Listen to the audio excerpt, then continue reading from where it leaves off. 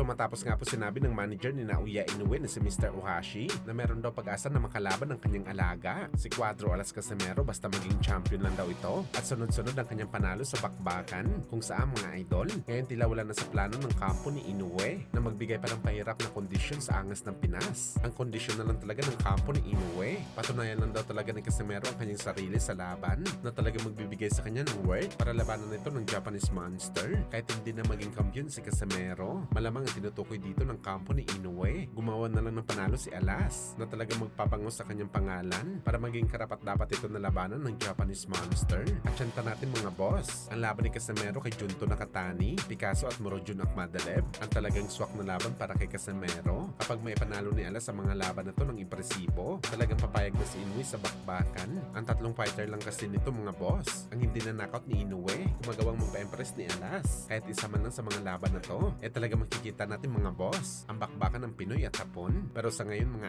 idol, dahil pumirma ulit ng kontrata si Casimero sa Kamida Promotion, malabo na talagang makuha ni Casimero ang laban kay Akhmadaliev, Picasso at Nakatani. Bagamat hindi naman masama ang plano ni Kamida mga idol kay Alas, iba naman ang target nito mga boss, ang maging kampiyon talaga kaagad si Casimero sa 122 pounds. Isa din ito sa mga bagay na gusto ng kampo ni Inoue at hindi na tayo nagulat mga boss kung si Inoue mismo ang nag-request na wag na masyado bigatan ng kondisyon kay Casimero para makalaban siya, dahil dati pa naman talaga gusto ni Inoue makalaban si Alas para mabaon niya na ito sa lupa dahil sa mga trash talk na sinabi sa kanya ng angas ng Pinas. Kaya abangan natin ito mga boss.